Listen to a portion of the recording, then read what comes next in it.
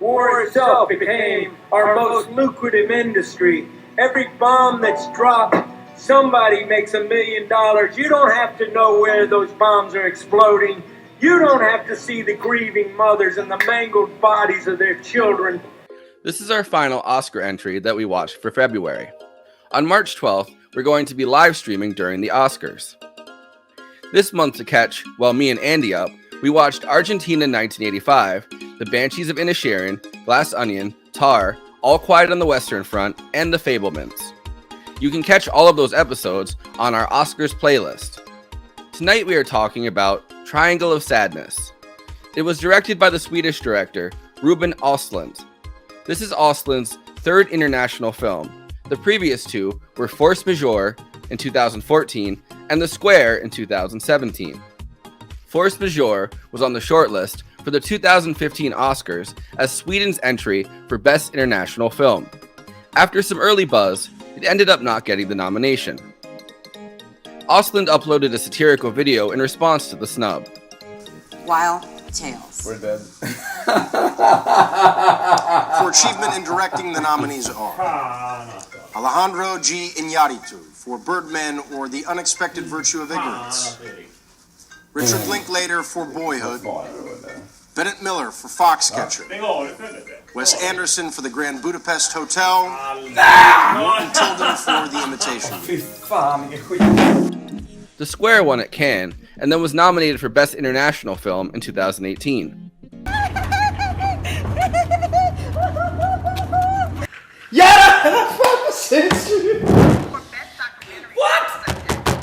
Nej. Skal jeg nomineret til en Oscar? Triangle of Sadness has left the international category altogether.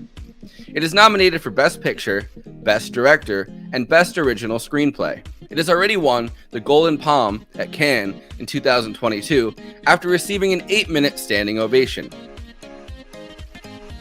Triangle of Sadness, I think, has the most diverse and international cast I've seen in a recent movie. Representing America is Woody Harrelson playing a Marxist but not a communist ship captain on a cruise ship for the super rich. I'm a shit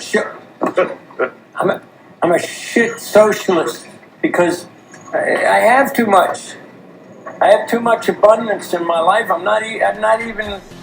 Filipina actress Dolly De Leon, incredibly English actor Harris Dickinson, South African actress Charlby Dean, who tragically passed away last year from sepsis before the movie was released, German actress Idris Berben, Danish actress Vicky Berlin, and Croatian actor Zlatko Boric. Although it couldn't be more different in execution, Triangle of Sadness explores similar themes to another Best Picture nominee, Tar. Thematically, Triangle of Sadness looks at the relationship between beauty, power, and wealth.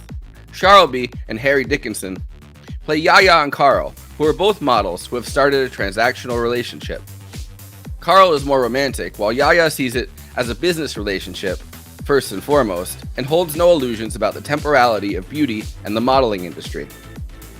You know, increasing the followers on our Instagram and all of that. I mean, it makes sense, doesn't it? Sure. You know, I like you, you like me, it's good for business. Yeah. I think it's pretty brilliant that Östlund chooses to explore this industry, as male models make significantly less money than female models in an extremely patriarchal and shallow industry.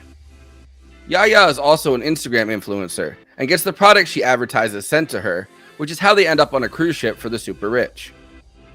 We got this cruise for free. Good. The looks paid for the tickets. Not bad, huh? Good. I guess so, yeah. We have a long scene where Carl and Yaya fight about money and the transactionality of their relationship, with Yaya expressing how distasteful it is to her to discuss money, and Carl fretting about being used in their relationship. We cut to the cruise ship, where money is the only thing that makes the relationship between crew members and guests even vaguely tolerable. At the end of the cruise, you might be getting a very generous tip. Crew members hope for a large tip from their super wealthy guests. Two of the richest guests, Russian oligarch Dmitry and the Swedish coder Jorma, both appearing to have their own transactional relationships, although Jorma's date for the cruise got sick and canceled. The beauty that our models have paying their way through this cruise is supplanted by cold, hard cash. The cruise ship itself is a hierarchical structure, with beautiful attendants occupying a more comfortable place in the ship's hierarchy than perhaps the cooks and replaceable crew members in the galley. The lowest is the toilet manager, Abigail. Do you want me to clean the room? Well, thanks. Okay, I'll come back in 30 minutes. No, if you come back a bit later. Okay, 1 hour. Can you just come back later, please? At the top of that hierarchy sit Woody Harrelson's Marxist ship captain, the assistant captain, Darius, and the chief stewardess, Paula. One thing that denotes their collective power is the power to say no. It's always, yes sir, yes ma'am. If it's an illegal substance they want, or a unicorn. Yes sir, yes ma'am. On Thursday, in the middle of the cruise, an ever-escalating and pretty gross series of events culminate in pirates blowing up the ship. But not before one of the most brilliant scenes, where American Marxist ship captain Thomas and the capitalist Russian oligarch Dmitry face off and then befriend each other as the ship churns in a horrible turbulent storm. I have a joke. Do you know how to tell a communist? It's someone who reads Marx and Lenin. And do you know how to tell an anti-communist?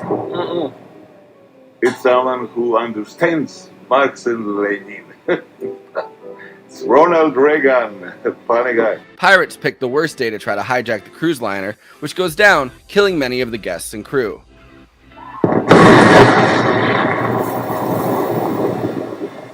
The third act, helpfully denoted as Part 3, takes place on an island where the power structure inverts. Who are you? Who am I? You're the toilet manager. No. And the toilet manager here.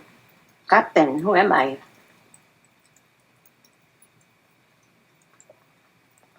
You're the captain. Look at me, sure. I'm the captain now. The lowest of the crew's hierarchy, Abigail, has the food gathering skills and thus the ability to end up on top.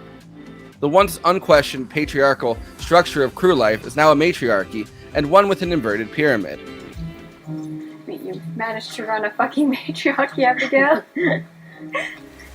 And what is any hierarchy if not a triangle of sadness? Can you relax your triangle of sadness? I'm excited to get into all of these themes as they are some of my favorite to discuss tonight.